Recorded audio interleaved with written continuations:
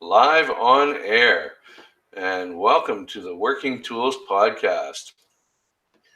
And we'll get this thing started off right.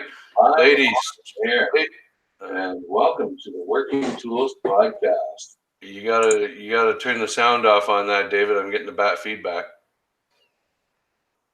Okay, ladies, gentlemen, brethren, all, welcome to the Working Tools Podcast, a conversation on Freemasonry. I'm your co-host, Stephen Chung. I'm a past master of my lodge here in Kelowna, British Columbia, Prince Charles Lodge number 153. I'm a senior D Malay. I am also a past thrice Peace and Grand Master from the Valley of Vernon, Scottish Rite. And with me is my co-host for today. I guess you guys are very worshipful. Is that what you guys are down there? He's a past district deputy, David Colbeth from Washington State. Go ahead, David, introduce yourself. Thank you, Stephen. I appreciate it. I'm glad to be here again. And I'm very worshipful, David Colbeth. I'm just David. Master Mason from King Solomon Lodge in Auburn, Washington, Grand Lodge of Washington. Past master and past district deputy. I just wanted to comment too. I think I'm looking at the live video. I think I'm missing your video here, Stephen, as well. I had to turn my video off and then back on again, if that helped for me. I don't know, but yeah, I'm glad to be here and excited to talk about technology. It's one of my favorite topics. I'm a little bit of a geek. I don't say that I'm actually a true geek. I don't wear a pocket protector, but my dad did when he was young. But I certainly enjoy technology, so I'm looking forward to this one. Excellent. Yeah, I'm the same. I'm a closet geek, not a pocket protector geek. I used to have one of those though. All right, but let's get this started off right. First, it's important to note that our opinions and thoughts are our own and do not reflect those of our Grand Lodge or respective craft or concordant lodges. With that said, let's carry on. Today's topic, as David said, is technology and Freemasonry, and how it's being implemented, I guess, is the best way to go about that. I thought I had some pretty cool things to share technology wise, and then David was kind of enlightening me in the green room or blue room as to what's going on in Washington, and that sets us back a little bit. So let's start from the archaic ages, and then we'll move into the Washington State. I know that one thing that's not supposed to happen in Freemasonry is change, right? No innovation, but innovation in this sense, I think, has been very beneficial to how we conduct business, how we communicate. More than anything, communication is essential for us to get that nailed down pretty good. And I'm finding the more we communicate, the more participation we have. And that's really the goal of improving communications, in my opinion. Steve, I'd love to have I apologize, a little technical. I think if we need to turn your video off and on again, maybe up at the top there, and then click it back on again, maybe. So I'm just still seeing the Working Tools black screen also. I'd love to see your face on there while you're... Yeah, I just turned it off, and there's the Working Tools thing, and then turn it back on. And am I there? Not on the live feed yet.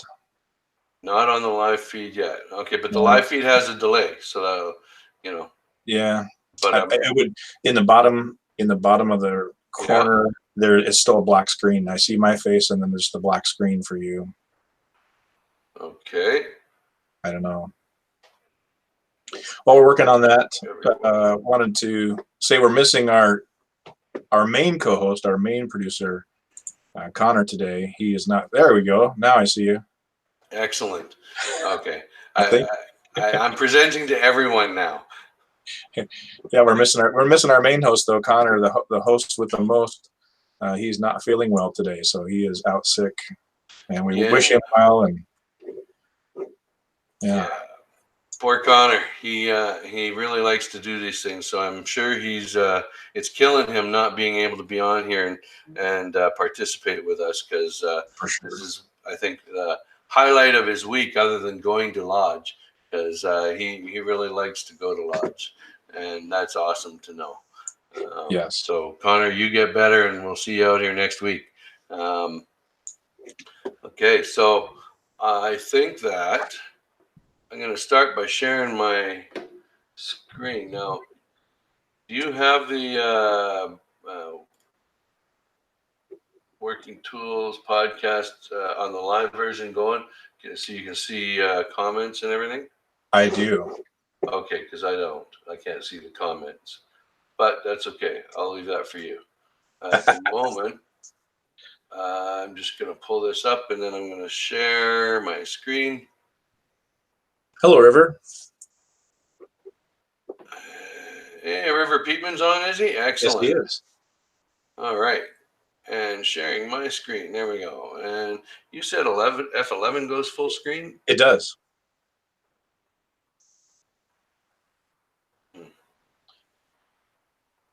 Huh. There you go. There we go.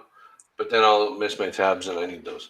Okay, so one of the things that I'll bring up for British Columbia, anyways, our Grand Lodge website is in the process of being revamped. So there's going to be hopefully a whole bunch of new cool tools on there.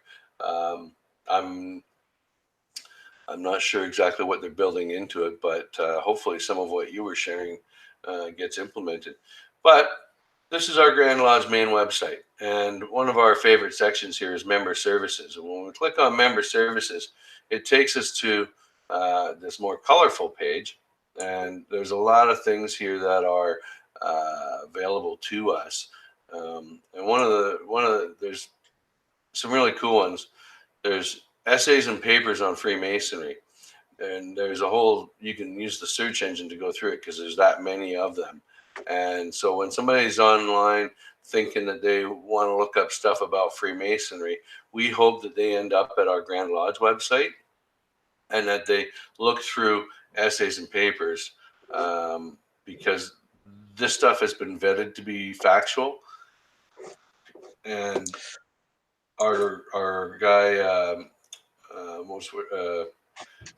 Trevor McEwen, he spends a lot of time to go through these things and vet them. I was going to ask that: is there a committee or a single person, or who decides how that information is posted? As far as I know, that's all up to Trevor McEwen. He works at the Grand Lodge head office, and I forget what his official title is, but he does a lot of things, and this is one of them, right?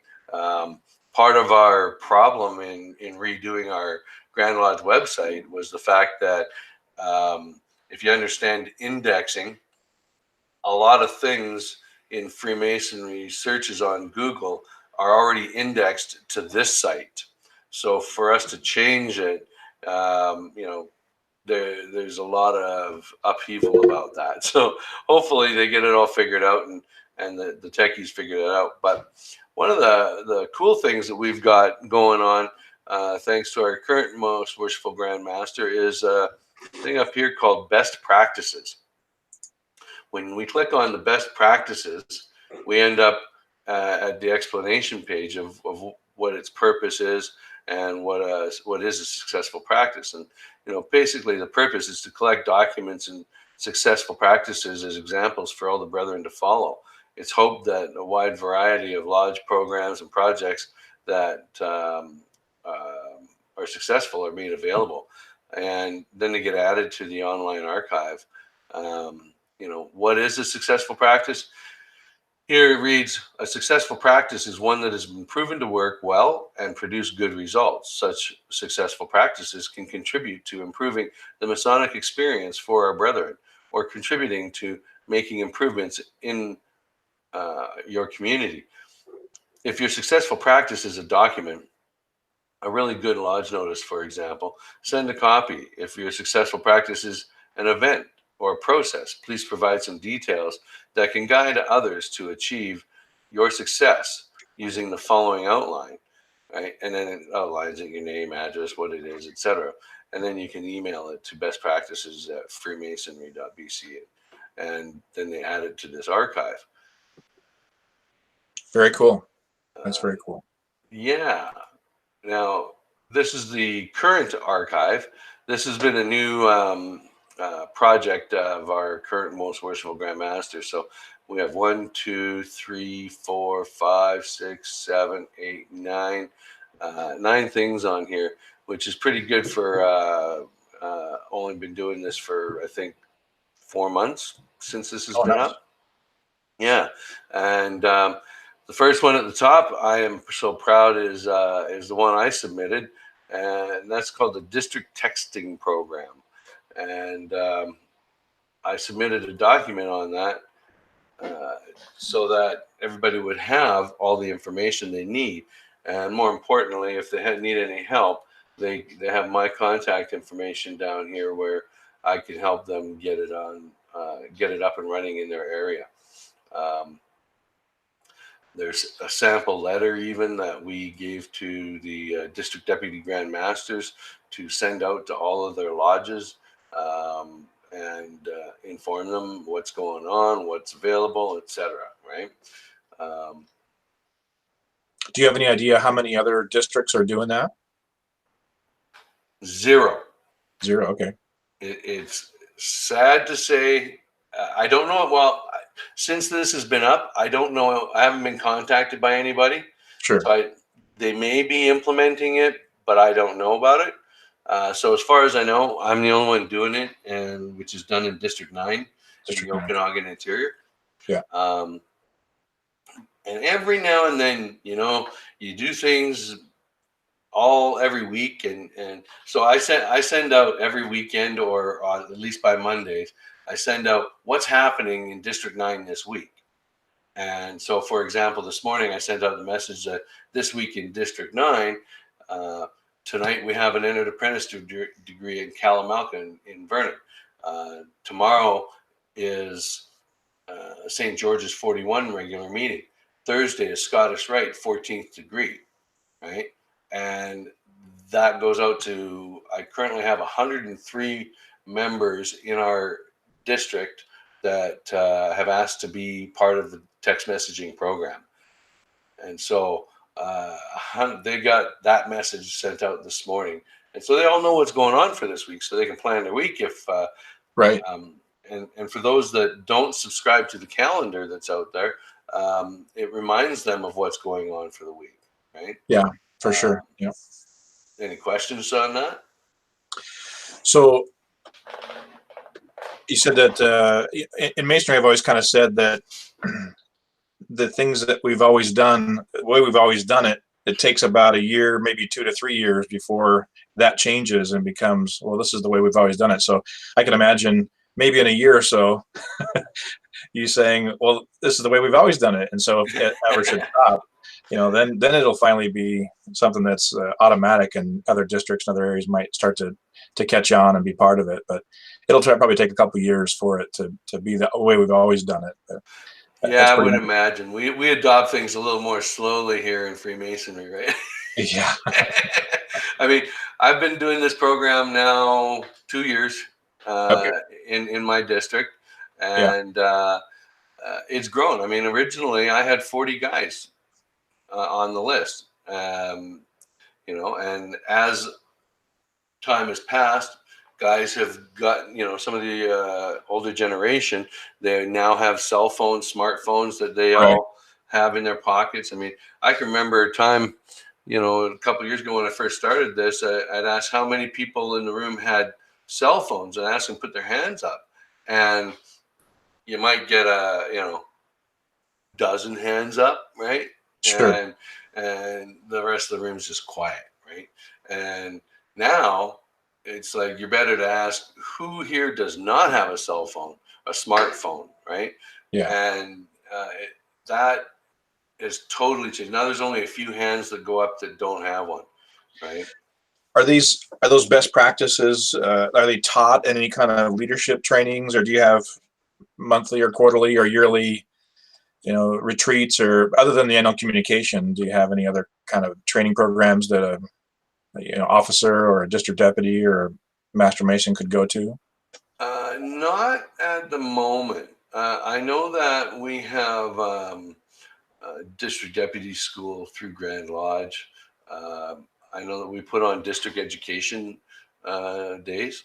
We just did that last weekend, where I covered some of the technology that we use in our district.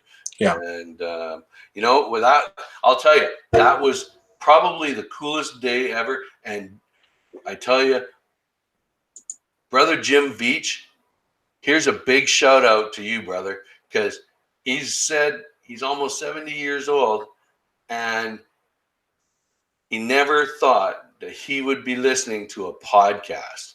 He doesn't have a cell phone. He doesn't really even have a computer. But his wife got this thing called an iPad. And then, of course, she has email. And while some of the brothers send him emails, now she got him an iPad, so he's got his own emails. And then somebody sent him a link to a podcast, so he clicked on it, and now he's watching our podcast on his iPad, right? Nice. Yeah, really cool, eh? I mean, I don't even have Jim Veach's email, so I got a home phone number. He's one of the few guys I know that still has a landline, right? And he mentioned in our district education, he's thoroughly enjoying the new technology and how we're using it. Some of us at Education Day used PowerPoint presentations and put them up on the big screen. And, back in his day of doing these district education days, there was nothing like that available to him. So, he had to carry around a milk crate with stuff in it and, hold it up and hope everybody could see it and that kind of thing. So he was really complimenting us on our technology and how we were using it. So I'm just really glad to hear that he's actually using it on the other end.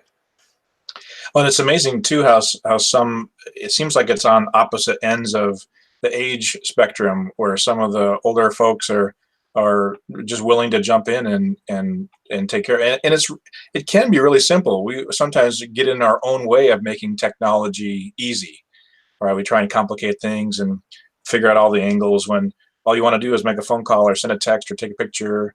It doesn't have to be super complicated. And there's a lot of background engineering and user interface stuff that goes into trying to make it easy. I mean, Apple, that's one of their whole ideas, is to make things simple. I'm not an Apple guy, but that's one of the whole functions behind it. So. Right. Yeah, I'm not an Apple guy anymore. I tell you, if I could keep up with their pricing, I would be, right? Yeah. But they haven't yet put the ability to put memory cards in iPhones. When they do that, I'm going back because they say once you go Mac, you never go back unless you can't afford to stay with them. And I just got rid of my MacBook. I've had it since 2008, and now they won't update it anymore, and Chrome's vulnerable, and so on. So I actually had to, boot up a PC, and every time I boot up a PC, I really wished I had my Mac. Yeah, for sure. You just open it and it works. It's there. Yep. So carry on here. One of the other things that we've got our text messaging program, but now let's see, is there anything else to add? So not only do I send out text messages for the week, I send things out like a brother goes to the hospital. I send a message out that he's gone into the hospital, and I send out updates and things like that as per requested. And when a lodge has something special going on, like Brother Roethlisberger from Enderby Lodge, they're big on food, right? Food is important in that lodge, and they do good meals before, and they do barbecues and things like that. And like last month, he sent me a text message to send out to everybody. They were having this big goulash thing, and before their meeting, and he wanted everybody to know about it so they could come and fill their bellies before lodge, right? And so I'll send things like that out to each of the groups as they request me to. Do you have any kind of restrictions on what you'll send or how often you'll send things, or just kind of as it goes for now? As it go, so restriction wise, 9 a.m. to 9 p.m.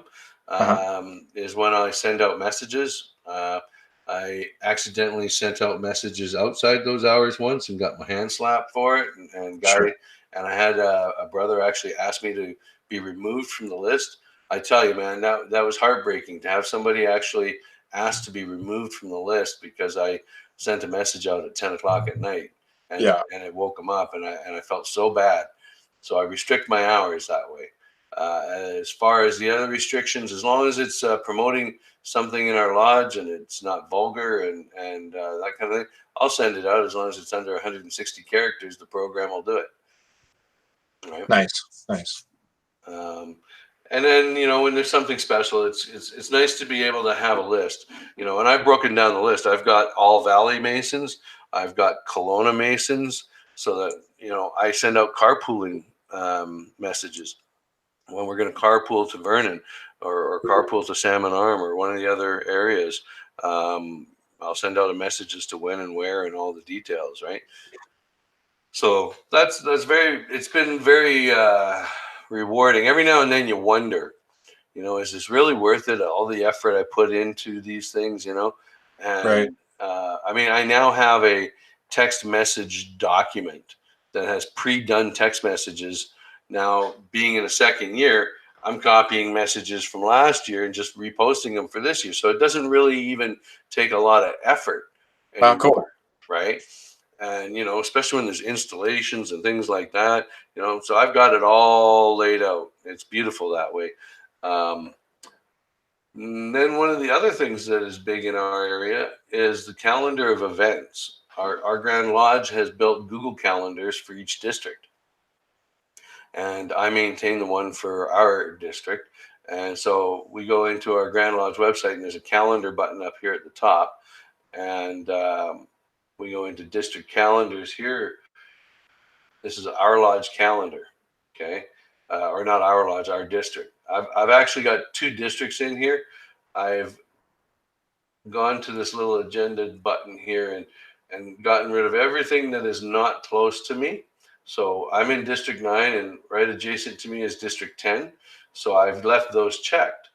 And it now shows me only the stuff that's going on in these districts, okay? And so one of the really cool things about this program, and again, every now and then you wonder if it's worth it, right? When our district education guy was going to schedule his district education day, he originally said, "Oh, I'm going to have it on this date." And in the meeting, a brother pulls up his calendar on his phone. And he says, "But if you do that, then you're going to be conflicting with this lodge over here who's got a function happening. And you don't want to do that." So we rescheduled the date. So it didn't conflict, right? That's a great feature. Yeah, isn't it? Yeah. And so when I heard that, okay, all that effort's worthwhile again, right? Do you have any thoughts that you'd be willing to share on about how much time you spend managing the calendar? I spend probably, I'm going to say 10 to 15 minutes a week. Okay. That's not bad at all. Not bad at all, because, once you got a calendar going, you can create recurring events. Yeah. And I've asked all the concordant bodies in my district to email me their notices, put me on their lists. I'll read their notices. I'll find out what's going on. And if they're having an emergent meeting, right, then I'll add the emergent meeting to the calendar and put its purpose there. Right? Yeah. If they are, wanting to promote something for the regular meeting and there's something special going on, or they're having a guest speaker or something like that come in, I'll put the notes into that calendar and I'll calendar event and I'll edit it. It doesn't take me any time at all. Once you have everything set up, it's easy, right? Yeah, the one of the things I help to manage the calendar for my lodge itself, and one of the things I find is that we have 9 groups that meet in our building, and one of the things I find is that they'll say, "Well, we have our meeting on the third Thursday at 7 o'clock every month, except when except these months and this month or that month, it's the fourth Wednesday because of Grand Session." And so every once in a while, or every year, there's a glitch or a hiccup. So doing the recurring works pretty well, except for those times, and so it can kind of throw a wrench into automation. Yeah, that's why I ask everybody to send me their notices so that Yeah, I can read them and find out if something's different, right? And now it's pretty good. I got secretaries that'll email me or call me and say, "Hey, we're moving this meeting to this date." Maybe they're moving it to a Saturday so that they can have an installation when more members can come to them or something yeah, like that, perfect, right? nice.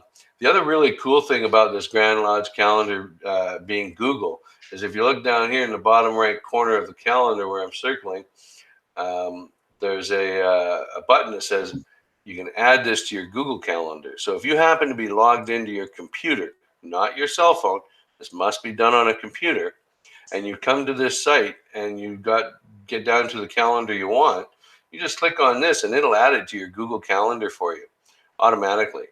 And Wow. then when you go to your Google Calendar, this is what you'll see. Right. So I'll go into current. So in April here, I've got District 10 and District 9 showing. Okay. And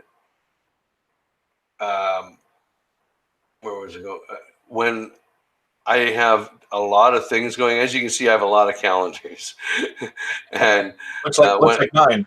When people you know, they say, "What is that? The stock market?" I said, "No, it's just my calendar." yeah, I mean, turn on my calendar and it just lights it up, right? Yeah, yeah, So when you get too many things going, you can uncheck the right. calendar. There's some guys in my district that say, I like the calendar, but I don't like the fact that it fills up my days because I use my calendar for my personal stuff, Yeah, right? I said, well, that's great.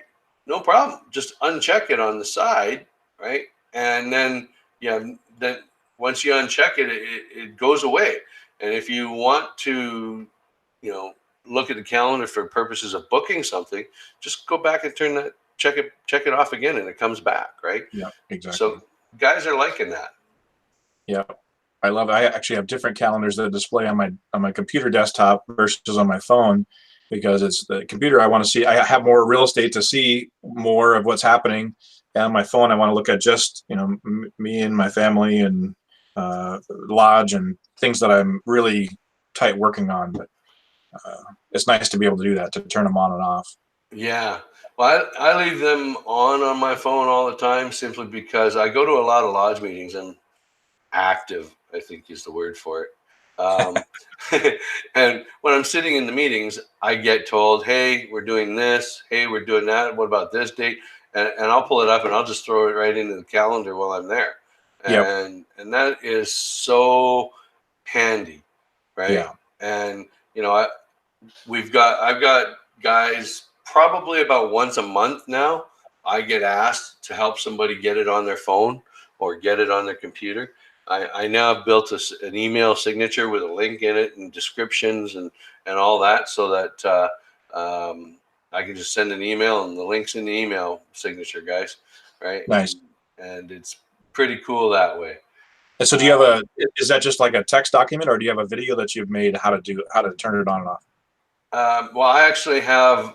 Well, that's just verbal or text in a signature with a link, right? Yeah. I do have a full page explanation that I can send somebody.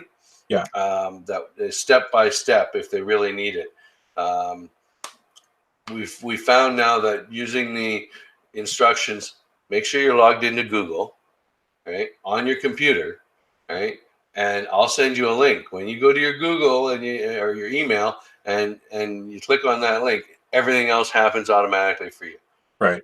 Right. And so I haven't had to send out the mass descriptions of everything for a long time.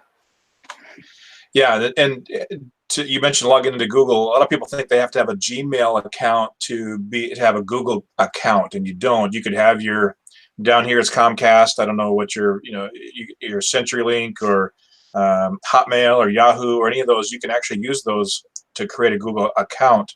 You don't have to have a Gmail email address to do that. And then you can still use all these tools.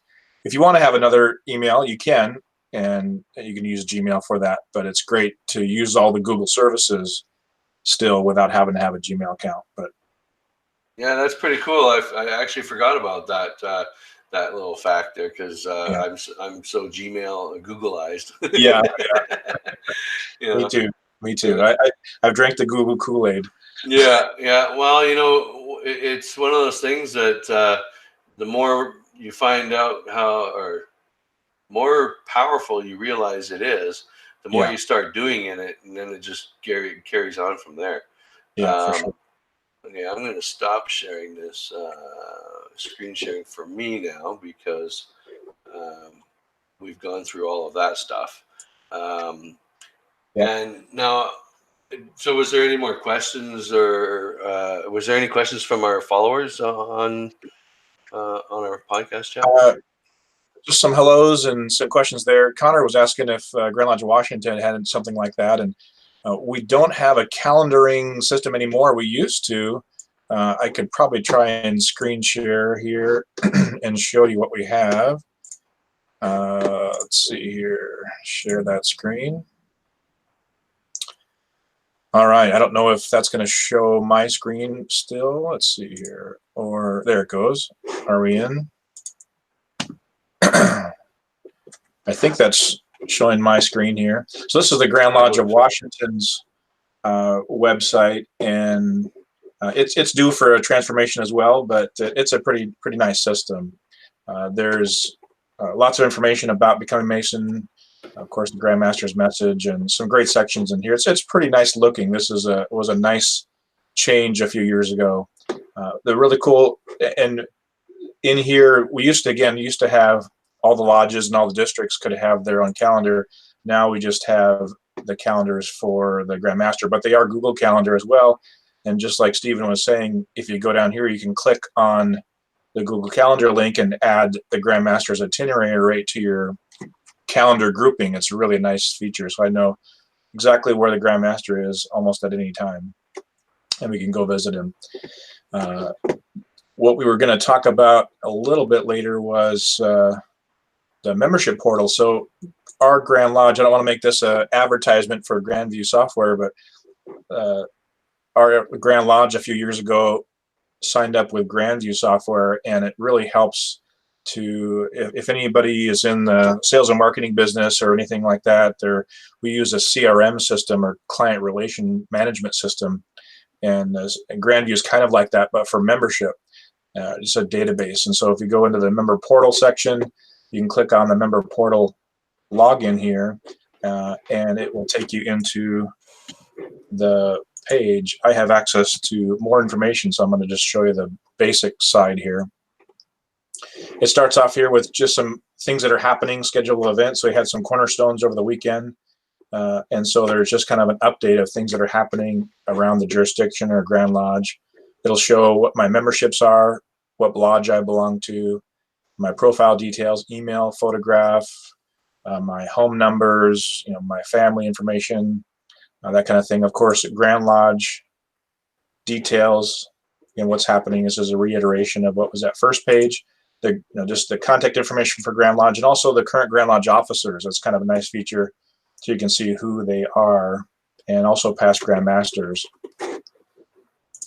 And then you can actually locate a lodge. So if you were looking for a certain area, if you're going to be traveling to another part of the state, you can search for. Yeah, that's pretty cool. Yeah, search for different things. And so, for example, if you want to look at the Olympia Lodge, here's all the, if they had some news and events that were happening, I probably should have looked at one that had some more events happening, but also their officers as well. So it's kind of a nice feature there.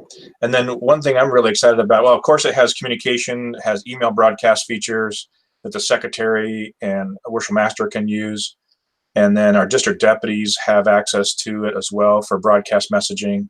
And they're going to be adding text messaging and, on my understanding, some phone call ability as well at some point in the future.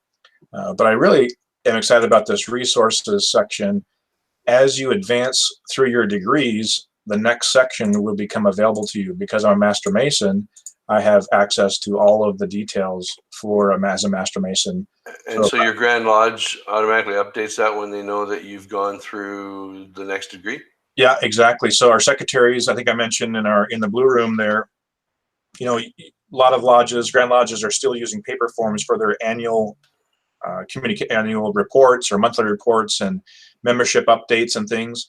Ours is all digital now. It's all completely done online. Secretaries, I want to show you the details of the back end, but it's a very robust back end system where the secretaries can log in and access this Grandview site, update membership details. And so when a man, for example, we just had a dual Master Mason degree on Saturday, and so their membership records will be updated, and now they'll move from just having these 3 screens. They'll also have access to this section, and so we can provide them more information.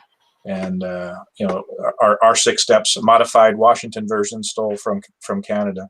Excellent. Hey, you know what? It borrowed from anywhere else is good as long as it works. And I'll tell you, I love that 6-step program. We do as well. We do as well. We've been using it down here for several years now, and like I said earlier, you know, in the beginning, people didn't understand what it was or how it worked, and now it's the way we've always done it, right? Right. The way we've always done it. There's still some lodges that are working on that, or every once in a while I hear, well, hey, we've got this petition. We should run them through the 6 steps now. Sorry, brothers, no. That's a pre-petition process.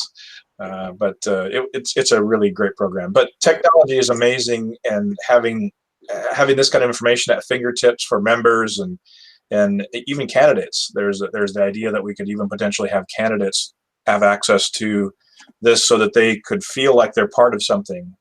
We haven't really utilized that feature yet, but it's available to us. So, well, one of the things, I mean, this is a very powerful back end that you guys have here. I mean, just the resources section alone. I mean, if you guys put a candidate section in there, because the list of documents and resources that were in there, much like the ones that were in our Grand Lodge essays and papers section, right. You know, if you had a place like that, you could put all those for candidates, so that they're getting factual information rather than getting, you know, whatever they find online, because it's, you know, it's online. It must be true, right? Right. Exactly. And then they come to Lodge and they go, I did blah, blah, blah, blah, blah, blah. I found this online and blah, blah, blah, blah. And as soon as you hear the word online, you go, oh, no. Right. And then you got to try and sort through it for the guy. Right. You know, so yeah. You guys do your lodges have websites and whatnot as well? Some of them do, some don't. We are in the process of redoing ours. It was fairly outdated. It was built on some platform, but it's gone now. Now we have just a landing page up, which is pretty cool, actually. It's just got our logo and such, but it has everything we need, which is contact information. We just struck a committee to decide what we're going to do in building a new site, what tools we want to have. More, I think, will become links to the Grand Lodge website sections, because why reinvent that wheel? I think we're going to focus more on resources and links for prospects to point them in the right direction, and maybe list a calendar of events, and post photos, to show them that we are active and we have fun and participation. Yeah. Well, you're in a technology business, so you may have a better thought on this, but part of my belief is that a website's kind of like an online brochure, and doesn't necessarily have to change much. And so that's been my philosophy for organizational websites, in that, yeah, maybe you have to have some updates for your calendar, which was a link to the calendar that's live, or a link to a Facebook that's live, or a link to some outside information that you don't have to update, log in and change an HTML code. Right. And so our website for our lodge is pretty static, except for the calendar is live, of course. And as I mentioned, our booking system for our building itself is live and as well. But We lost your video, David. yeah, I don't know why. And we weren't having yours either for some reason. I don't know. My camera is on. There you go. You're back. I don't know why. But Connor was saying too that your video is not popping up when you're talking. I don't know what's going on there. I had. I thought I had. I might have locked it at one point. I think that's what Connor was referring to. Yeah, and I was sharing my screen the whole time instead of going back and forth. Could be. But I can appreciate Connor likes to see my mug. Absolutely. Good looking guy. Yeah, thanks. I always joke that I'm a face for radio. I've never wanted to be on a podcast, I didn't think. And then I saw you guys started off and I was following and I thought, that'd be kind of cool. And then message from y'all and I thought, oh, check it out and see, and we'll see. Well, you got more hair than me, so if I get a bunch of thumbs down, then maybe I'll. No, it's great having you on, and somebody with more hair than me is good, right? But well, how do you? Does the Grand Lodge of BC have any kind of policies on internet or social media or anything like that? Yeah, they've got social media and online policies that they've published, and they're actually on the Grand Lodge website for everybody to read, because with the Privacy Act in Canada, technically I have to ask every person in a photo to get the permission to post it online. Before that. So now, and because maybe it's because I'm Asian, but I'm the token photographer, right? And / historian in my lodge. So, and I got this cool little tripod and everything. So, I go everywhere and I take the pictures. And now I got it. First thing I do when I take the pictures, can I post this online? If you don't want to be online, get out of the picture. Right? It's the most powerful man in masonry is the cameraman, right? Yeah, that's what they say, I guess. Well, actually, Smiley Nelson, the guy who organizes where everybody stands in the picture, he's the most powerful guy. Right. You got to listen to Smiley, or you're not in the right spot. Exactly. And that's something that I know our Grand Lodge is kind of struggling with a little bit, is the social media policies. There's of course, when we call it keyboard courage, when someone gets behind their keyboard and not face to face with somebody, they may say things, or if it's late night and they're tired, they may say some things they don't mean to say, and it's pretty difficult to pull back once you hit publish on a post or something. Yeah, it is, and it's good to have the policies. It's even better to let everybody know that you have them, right?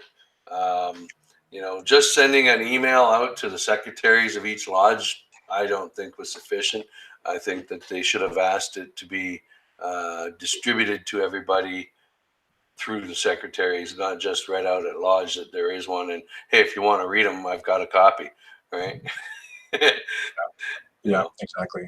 So I think the more that we can promote those things, the less problems we'll have in the future. Right? Yeah. We unfortunately had cases in this year that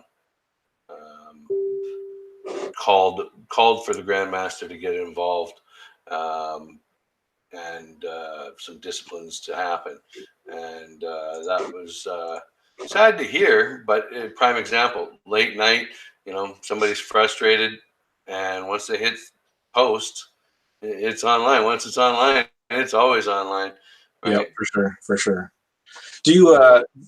One of the things that we were kind of talking about in the Blue Room and before too was the idea of using like Skype or Hangouts or some kind of video chat for meetings. And I think it'd be a cool idea, especially we've had in the past where maybe a young Mason's going to get his degrees and his brother or uncle or father or something can't come, and so they're in Texas or something, and they want to be able to see it, and so it'd be really cool to be able to have Skype or some kind of a video chat feature where a guy could see what's happening with his son or grandson or whatever. And our code doesn't really provide for that. As our Grand Secretary likes to say, it's silent. The code is silent in that area. And if a guy can prove that it's a secure place for instruction, who's to say it's not okay? I don't know. Well, the problem is the programs that are out there haven't proven to be secure enough, right? Like our Grand Lodge has been exploring using programs like Zoom for meetings, and where everybody has a login. You might have a login, and that's great, but is the server that it's on secure? Is the communication being recorded somewhere else on some server? We don't know these things, right? And so they're looking into it, and they're trying to improve or decipher what might be secure enough to hold meetings. But at this point, they haven't gotten all firm on it yet. So, but it is being looked into through our Grand Lodge to try and find that secure meeting apparatus. Yeah, we're using Zoom as well, and we used to use another service. I can't think of the name off the top of my head, but it was a pretty neat system. It kind of had rooms that you could go into, and you could kind of secure the room. I don't know if it was encrypted or not, but it was a pretty neat system. And so you could kind of log in. It was almost like a avatar kind of thing where you could see who else was online in different rooms chatting, and you could knock on the door and visit them. And so it was kind of a neat system, where Zoom is, or even Hangouts or other thing, is more of a one-to-one or one-to-group thing, and it's not I think the other one was, the idea was to create a community where people might log in and see other people and chat them up or whatever. Right. But you could also do community. You could also do individual meetings, and it did have video ability and screen sharing. Right.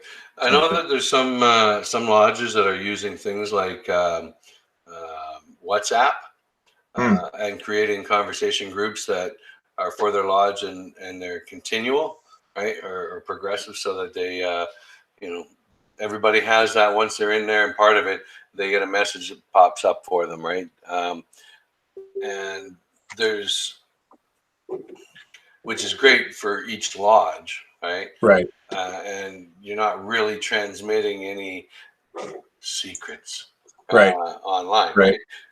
So that's cool. But I think part of the real issues for lodges are districts are spread out everywhere. Trying to get everybody to use the same platforms is really, I think, going to be the problem. That's a tough thing. Yeah, we do a lot of Facebook groups, private groups, where we can kind of vet or verify that who a man is to let them into the private group.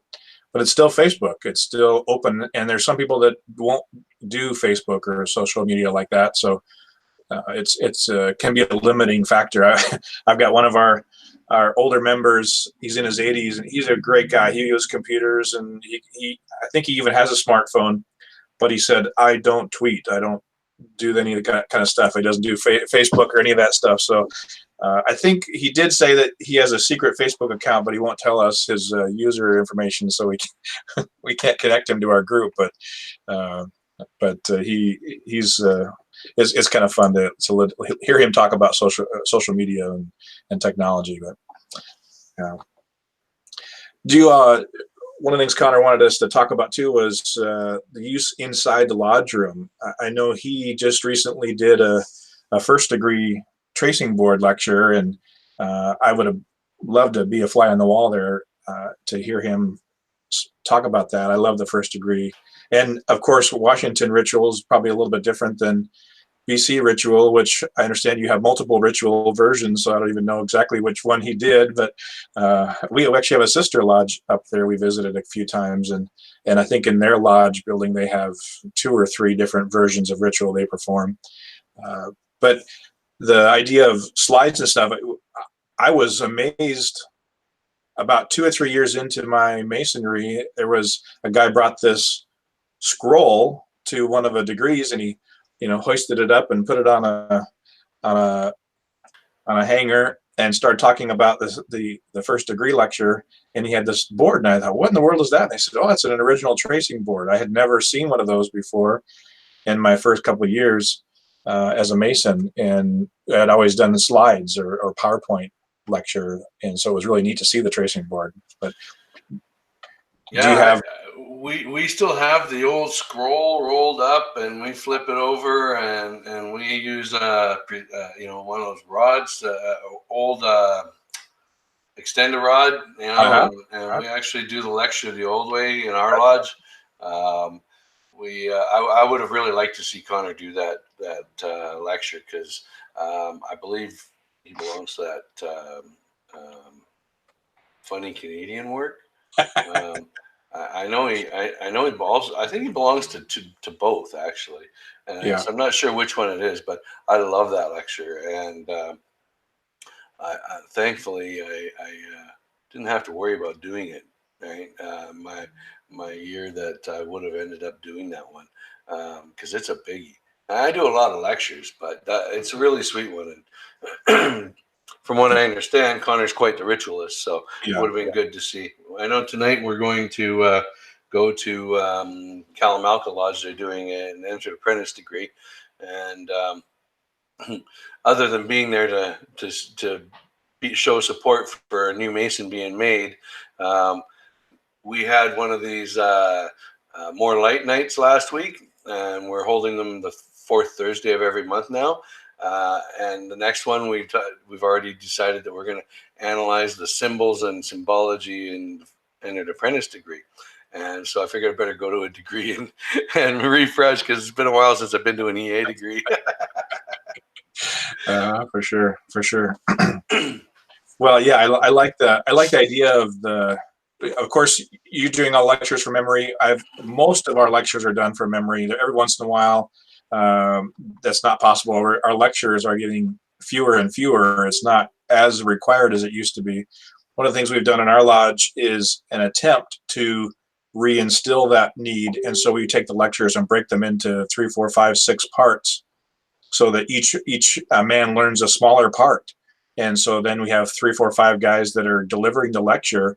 And actually it was kind of fun the first couple of times we did it, because it broke up the long 20 or 30 minute monotony of having one man. Even if he's great, it can be a lot of information to deliver to a guy.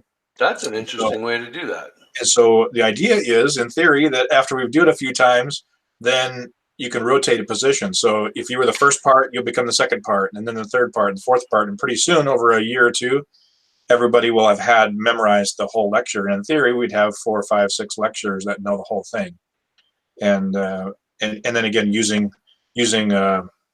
PowerPoint or some kind of a digital medium for the slides and the photos. But I really like that. I know in Missouri, at least at I call him an uncle. He's actually my wife's uncle, but my uncle, his lodge, they actually didn't have any lectures anymore. They didn't have it memorized, and so they had moved to the video, a DVD. So after the degree, they'd place him in a room, and he would watch this DVD for the rest of the lecture. And it wasn't live necessarily, and at least it was consistent. He was able to see the whole lecture accurately, but it kind of left something wanting over having a live person there. Right. Yeah. Wow. I still can't get past the idea. I think it's a great idea of having a really long lecture broken up and done by 4 or 5 people. That's kind of an interesting concept. I know that we've done it in the past where somebody wasn't maybe prepared to do the whole lecture. They didn't have enough time to get it all, and we've split it into two because, we wanted them to prove themselves a little bit, and then a brother that had already done it before would come in and take up the slack, right? But that's a really cool idea, because then you can get somebody's not overwhelmed by the size of the lecture they have to learn. Right. Yeah, I think that it was nice, because then we had several people that come up afterwards and say that it was great to hear. They actually were able to listen to the whole lecture. They didn't tune it out because somebody else would step up and do the next part. And so they had to kind of almost force them to continue to listen to the lecture. And it was really fun. All the people that participated enjoyed it. The candidates didn't necessarily know a difference. It was the first time they had seen that, but they didn't know it wasn't done that way all the time. And so it was really kind of nice. You mean it hasn't always been done that way? Exactly. All right. Well, we're getting down to our time here. I don't see any messages on the YouTube channel that we need to address.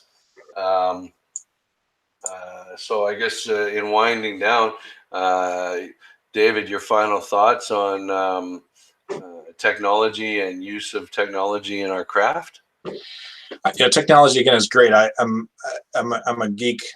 I don't necessarily apply to the cutting edge of technology, maybe the bleeding edge, maybe just behind it. I'm a pretty early adopter to things, but I really think technology can be used wisely. The hard part is, are we all maintaining our obligations and paying attention to that? And so, as you said, going back and listen to the first and second, third degree obligations and lectures and installation. I recently was fortunate to start doing installations for lodges, and it's amazing to remember what we're charged with as part of installation and as part of officers, and that goes into all media, whether it's person-to-person technology or any kind of communication. So technology is important, but it has to be used properly.